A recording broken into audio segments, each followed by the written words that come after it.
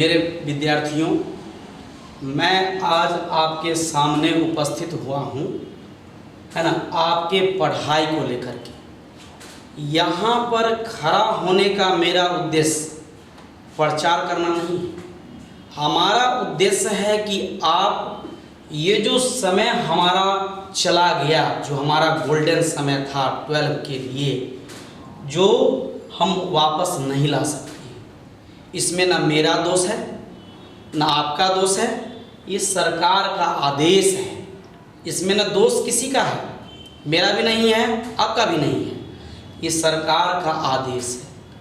तो हम आप लोगों से बहुत इंतज़ार कर रहे थे, या सबों से इंतज़ार कर रहे थे, सरकार से भी इंतज़ार कर रहे थे कि मन आदेश मिलेगा कल खुलने का, परसों खुलने का। लेकिन जब हम देख लिए कि अब ये जुलाई से पहले क्लास नहीं खुल सकता है, तो हम अभी अस्वस्थ हैं, फिर भी आपके सामने उपस्थित हुए हैं क्लास करने के लिए। तो आपको यहाँ हम पढ़ाने आए हैं, यहाँ हम आपको अपनी विशेषता नहीं बताने आए हैं जो हम क्या है। अब देखिए कि केमिस्ट्री लिखा हुआ है 12, ठीक, ये है इंट्रोडक्शन क्लास। नाम मेरा बताने की आवश्यकता नहीं है, ठीक। ये आपको मेरा जो नंबर दिया हुआ है, जिस पर कि आप संपर्क कर सकते हैं, इस पर मेरा व्हाट्सएप ग्रुप भी है, इसके बारे में हम अलग से चर्चा आपको बाद में करते हैं।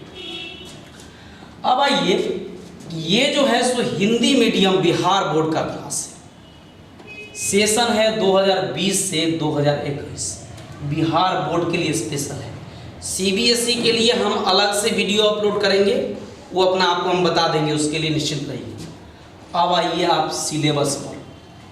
तो इसमें आपको जानकारी रखिए कि एक पेपर होता है, वो पूरे के पूरे 100 मार्क्स का होता है। मतलब आपको परीक्षा देना है 100 नंबर का। इसमें भी 2 पार्ट किया हुआ है। थ्योरी है जो 70 मार्क्स का है, प्रैक्टिकल है जो 30 नंबर का है। तो ये तो जानते हैं कि आपका ये कुबेर का खजाना है, इस पर हमको बहस नहीं करना है। अब हम आ जाते हैं थ्योरी पर। तो थ्योरी देखिए कि इसको सरकार ने अभी के वर्तमान सिलेबस के अनुसार से 2 पार्ट में बांट दिया है, ताकि विद्यार्थी कोई भी जो गरीब से गरीब भी हो, मेहनती हो, वो इसको आसानी से, है ना, सॉल्व कर सके, चाहे अच्छा नंबर ला सके। तो ये 35 नंबर का ऑब्जेक्टिव कर दिया है और 35 नंबर का सब्जेक्टिव कर दिया है। मतलब कि 70 नंबर के एग्जामिनेशन में आपको 35 नंबर का ऑब्जेक्टिव देना होगा, जो आप 10वीं क्लास में दिए होंगे, आपको जानकारी है। और ये 35 नंबर का सब्जेक्टिव होगा जो लिखने वाला होता है। इसमें याद रखेंगे कि आपको मल्टीपल चॉइस क्वेश्चन रहता है, कि एक क्वेश्चन रहेगा, उसके 4 ऑप्शन होंगे, A, B, C, D करके। जो मोस्ट एप्रोप्रिएट होगा वो आपको जवाब OMR शीट पर देना होता है, उसकी जांच कंप्यूटर से होती है। ये बात आप जानते हैं, हमको बताने की आवश्यकता नहीं है। अब आइए कि सरकार ने इस बार से नया व्यवस्था किया है कि 42 क्वेश्चन आपको इसमें प्रिंटेड रहेगा, जिसमें से किन्हीं 35 क्वेश्चन का आपको आंसर देना है। एक क्वेश्चन का 1 मार्क होता है और इसमें आंसर बदलने का सिस्टम नहीं है। अगर आप एक में 2 जवाब दे दिए तो वो गलत हो जाएगा, उसमें निगेटिव मार्क नहीं है, 0 नंबर मिलेगा।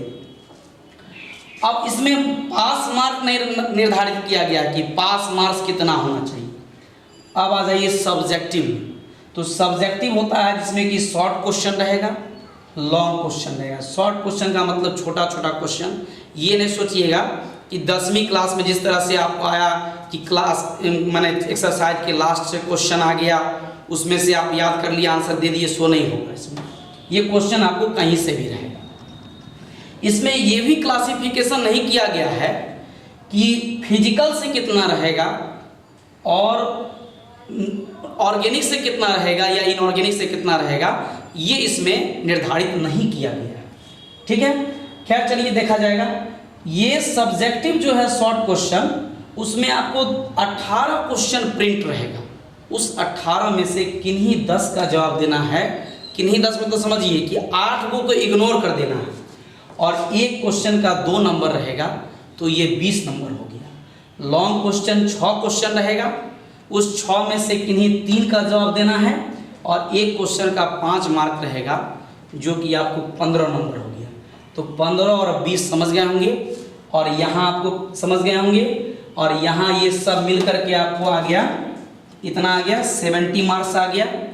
अब रह गया कि इसमें हम जब ऑफलाइन क्लास में आएंगे तो आपको समझाएंगे या हो सकता है सरकार कहीं और आगे आदेश बढ़ाती है तो हम लोगों को फिर सोचना पड़ेगा कि हम आपको इसमें टेक्निक बताएंगे कि किस टेक्निक से हम इस पर अधिक से अधिक पकड़ बना सकते हैं या इस पर हम अधिक से अधिक अच्छा आंसर लिख सकते हैं या इस पर लिख सकते हैं। वो ऑफलाइन का चीज़ है, वो ऑनलाइन संभव नहीं है।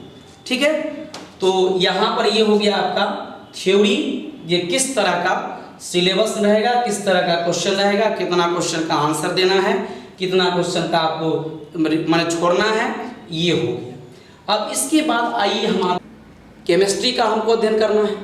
तो एक बात मान लीजिए, जान लीजिए आप कि आपको हम जब भी पढ़ाते हैं तो यह मान के चलते हैं कि आपको कुछ नहीं आ रहा है। अब कहिएगा आप ऐसा क्यों मान लेते हैं? तो हमारा और आपका संबंध सिर्फ गुरु चेला का है। ये जो आप सोचिएगा कि हम यहाँ पर माने दुकानदार हैं और आप हमारा कस्टमर है जो कहेंगे हमारे चैनल को लाइक कीजिए, सब्सक्राइब कीजिए ताकि हमको पैसा रजनी की तरह गिरेगा। जी नहीं, पैसा कमाना हमारा उद्देश्य नहीं है, लेकिन ये परंपरा एक गुरु चेला का है जिसमें कि गुरु दक्षिणा देना पड़ता है। वो आपको हम बताएंगे, सब उस पर चर्चा करेंगे, छोड़िए उस पर अभी बहस नहीं करना है। अब आइए कि ब्रांच ऑफ केमिस्ट्री, हम जान तो लें कि केमिस्ट्री आखिर क्या है। तो इसमें है फिजिकल केमिस्ट्री जिसको हम भौतिक रसायन कहते हैं हिंदी में, ऑर्गेनिक केमिस्ट्री जिसको हम कहते हैं कार्बनिक रसायन, इनऑर्गेनिक केमिस्ट्री जिसको हम कहते हैं अकार्बनिक रसायन कहते हैं। अब देखिए सिलेबस के हिसाब से ये आपको 23 नंबर का पूछा जाएगा, ये 28 नंबर का पूछा जाएगा, ये 19 नंबर का पूछा जाएगा। सबको जब जोड़िएगा तो ये 70 मार्क्स उड़ जाएगा। अगर हमको जोड़ने में कहीं गलती हो गया होगा तो आप लोग देख लीजिए। अब आ जाइए फिजिकल केमिस्ट्री। तो फिजिकल केमिस्ट्री में हमारा पार्ट है थ्योरी और न्यूमेरिकल पार्ट। ऑर्गेनिक में आते हैं तो यहाँ थ्योरी है और रिएक्शन है। ये नहीं समझिए कि सिर्फ थ्योरी ही है, इसमें और भी बात है, जब इसके बारे में डिटेल हम समझाएंगे तब बताएंगे। इनऑर्गेनिक केमिस्ट्री में आते हैं तो यहाँ सिर्फ थ्योरी है, मतलब आपको इसमें कोई न्यूमेरिकल नहीं है, कोई अलग से रीजनिंग नहीं है, ये आपको याद करने का। अब कहिएगा कि यहाँ पर 3 ब्रांच दिया हुआ, फिजिकल, ऑर्गेनिक, इनऑर्गेनिक। तो आप सुनते होंगे कि किन्हीं का फिजिकल बहुत अच्छा है, आप सुनते होंगे कि किसी का ऑर्गेनिक बहुत अच्छा है या इनऑर्गेनिक बहुत अच्छा है। इनऑर्गेनिक तभी तक किसी का नहीं सुने हैं हम, वैसे अगर हमसे गलती हो जाए तो उसको आप क्षमा कर दीजिएगा। इनऑर्गेनिक मेरा स्पेशल है, मैंने आज तक किसी विद्यार्थी के मुंह से नहीं सुना कि कोई टीचर बोले हो। खैर छोड़िए, बात की बात है, उस पर बहस करना बेवकूफ़ी है।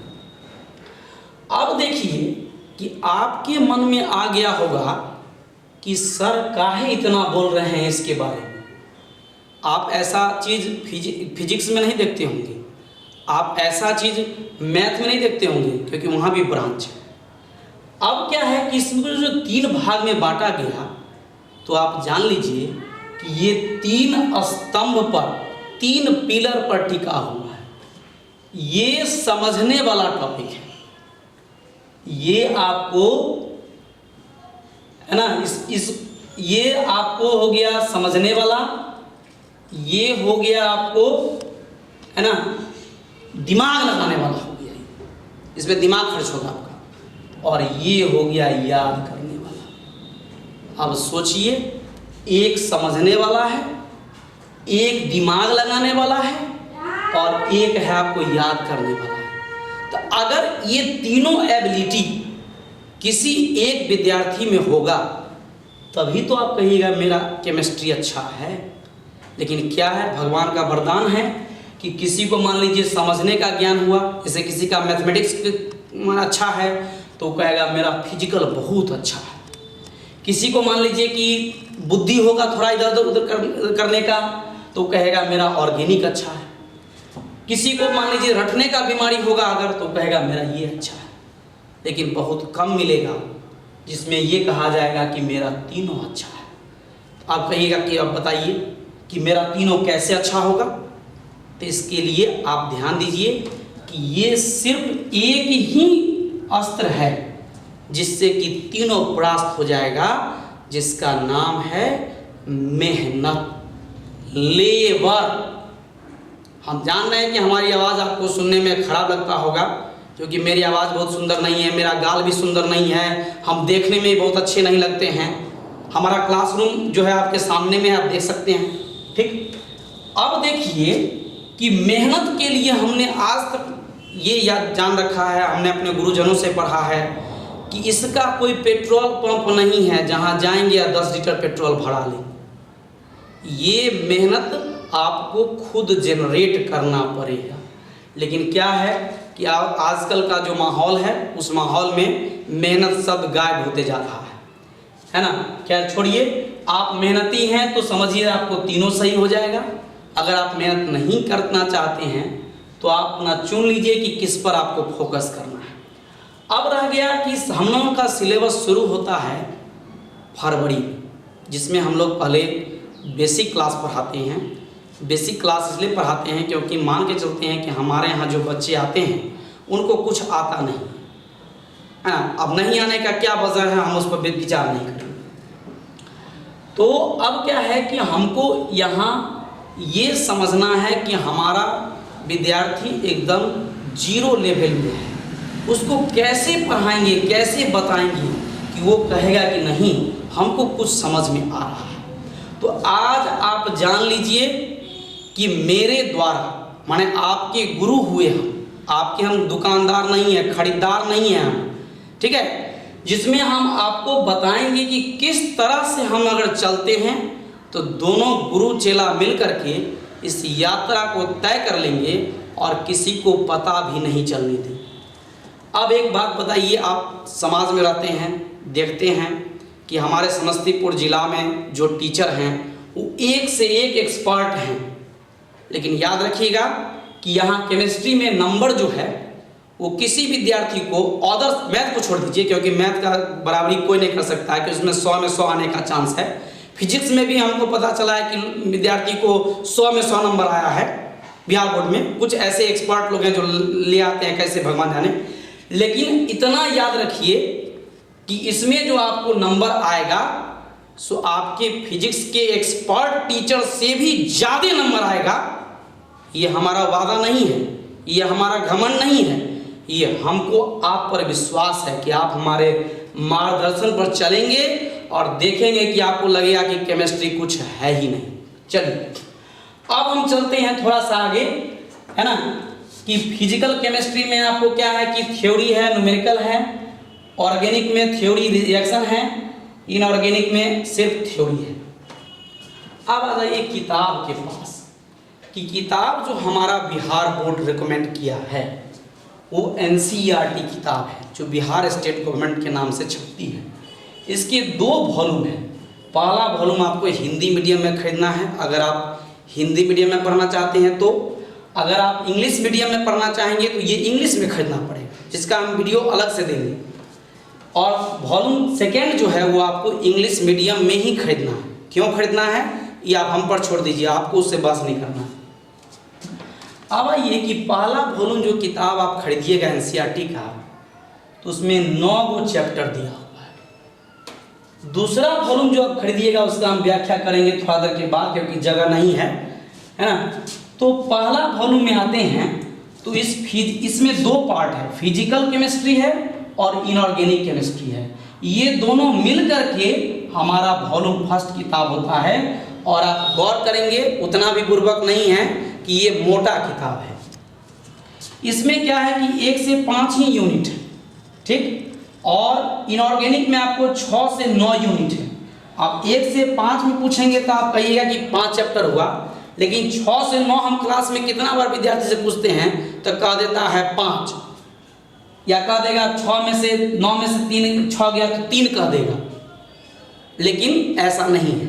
ये 4 चैप्टर है, 6, 7, 8 और 9, ये 4 यूनिट है इसमें।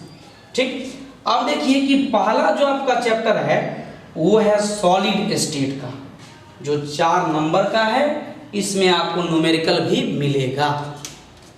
दूसरा चैप्टर है जिसका नाम है सॉल्यूशन, घोल जिसको कहते हैं, सब पढ़ेंगे। ये 5 नंबर का है, इसमें भी न्यूमेरिकल आता है। तीसरा चैप्टर है जिसका नाम है इलेक्ट्रोकेमिस्ट्री, ये भी आपको 5 नंबर का है, इसमें भी न्यूमेरिकल है। चौथा चैप्टर जिसका नाम है ना केमिकल काइनेटिक्स, जो 5 नंबर का है, इसमें न्यूमेरिकल है। लेकिन 5वां चैप्टर जो सरफेस केमिस्ट्री है, इसमें कोई न्यूमेरिकल नहीं है, सिर्फ एंड सिर्फ थ्योरी है। ठीक है, तो ये हो गया हमारा इसका सिलेबस। अब इनऑर्गेनिक में अगर हम आते हैं, अभी तो जगह नहीं है बोर्ड पर, इनऑर्गेनिक में आएंगे तो इसमें जो 4 चैप्टर है वो चारों चैप्टर, अच्छा ठीक है, इसको हम फिर से मिटा करके आता हुआ आपको बताते हैं।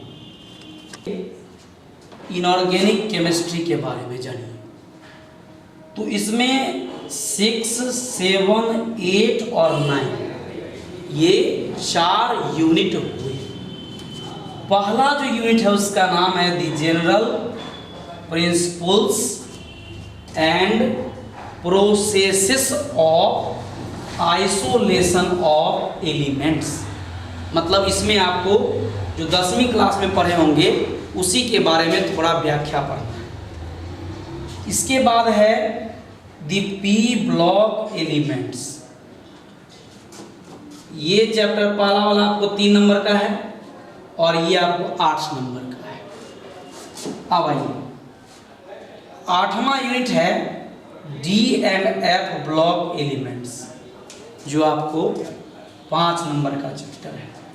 और 9वां यूनिट है दी कोऑर्डिनेशन कंपाउंड्स, जो आपको 3 नंबर का चैप्टर है। तो इनऑर्गेनिक में हमारे जो साथीगण हैं, मित्रगण हैं, जो लोग पढ़ाते हैं यहाँ, वो बड़ा बुद्धि और विवेक से पढ़ाते हैं। कैसे सो देखिए, वो ये चैप्टर पढ़ा देंगे और कितना छोड़ते होंगे वो तो भगवान ही जानता होगा कि आप जानते होंगे। इसके बाद जो है ये नहीं पढ़ाते हैं, क्योंकि ये सबसे ज़्यादा जरूरी का है। तब वो पढ़ाएंगे आपको ये, इसके बाद पढ़ाएंगे ये, और लास्ट में ये पढ़ाएंगे। और ये बात जान लीजिए कि पूरे सिलेबस को पहले समझ लेना, इसके बाद हम फिर आगे जो है इसको जानकारी देंगे। तो आज के वीडियो में हम आपको जानकारी दिए किस चीज़ का, कि हमारा सिलेबस क्या है।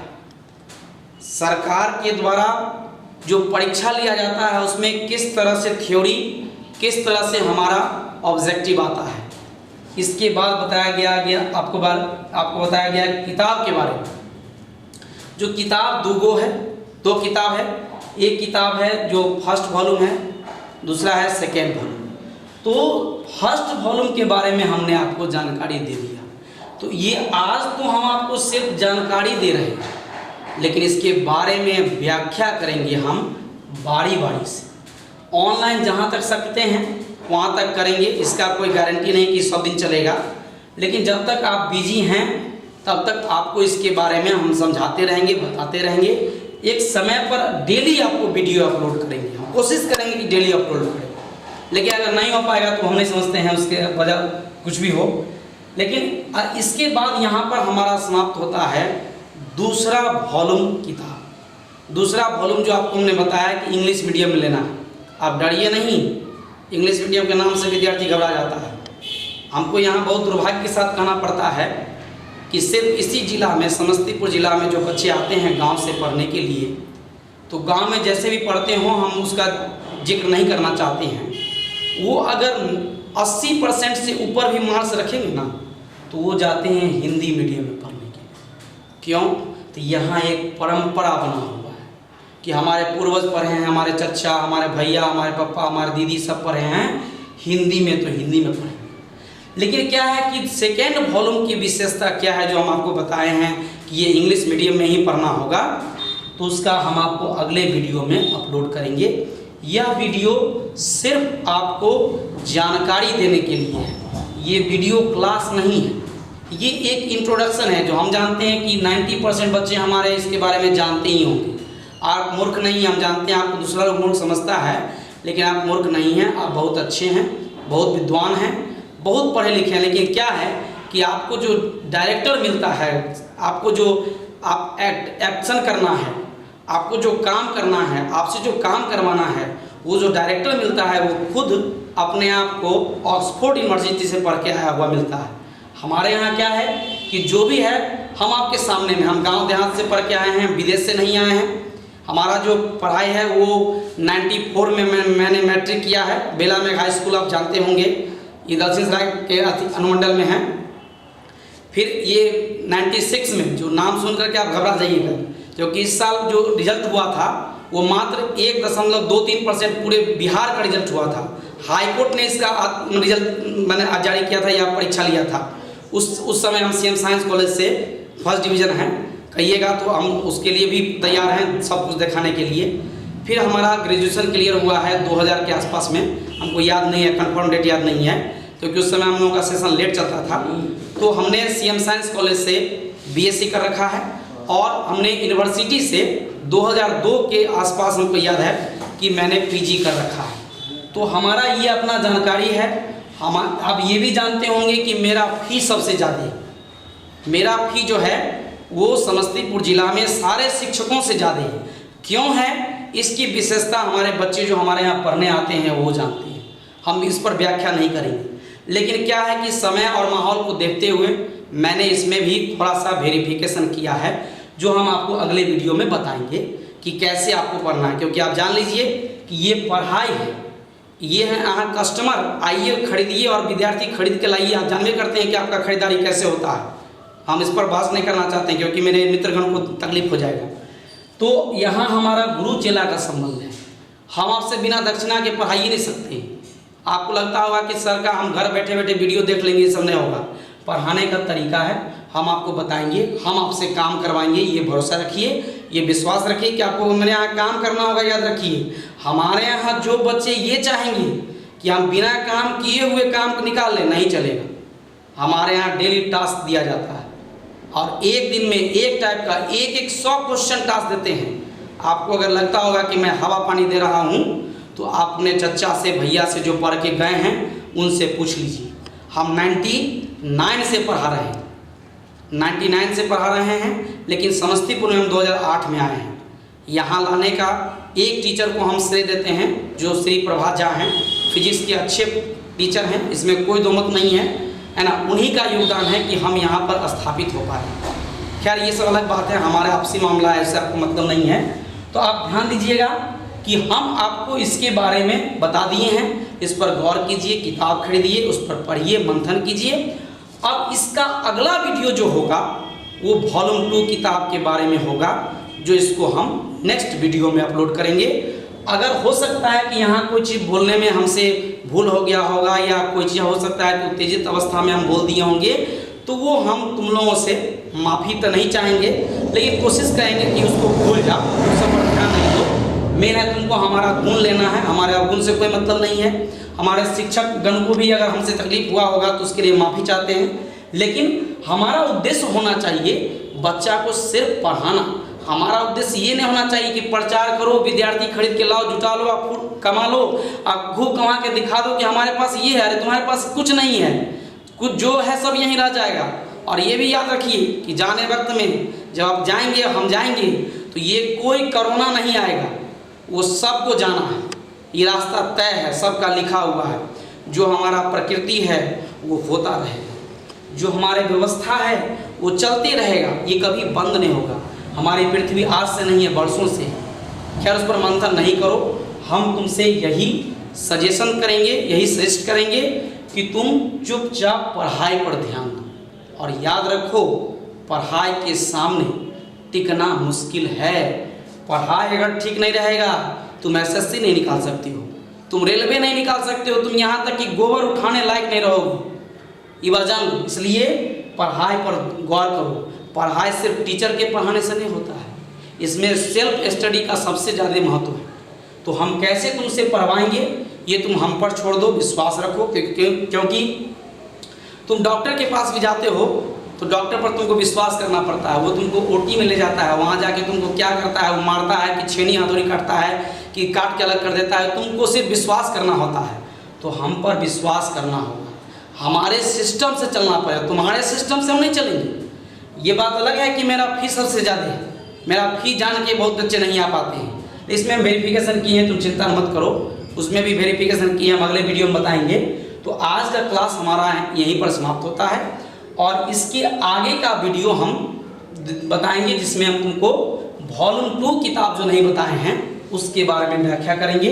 तो आज इतना ही पर ध्यान दो, किताब खरीद लो और मूड बनाओ कि हमको पढ़ना है। अब तुम कह दोगे कि कैसे पढ़ना है, हम जानते हैं, क्योंकि सब कहता है पढ़ो, लेकिन ये नहीं कहता कैसे पढ़ो। हम सब पर व्याख्या करेंगे, तुम चिंता मत करो, तुम धैर्य रखो, विश्वास रखो और तुम याद रखना कि मेहनत के सामने कोई टिकने वाला नहीं है। कोई आवाज़ नहीं टिकेगा, कोई गाल नहीं टिकेगा, कोई बाल नहीं टिकेगा और किसी का मजाल नहीं है कि हम बाल को ऐसे करके दिखा करके कहेगा कि हम ये हैं, वो सब नहीं होता है। नाम पर मत जाओ, काम पर जाओ।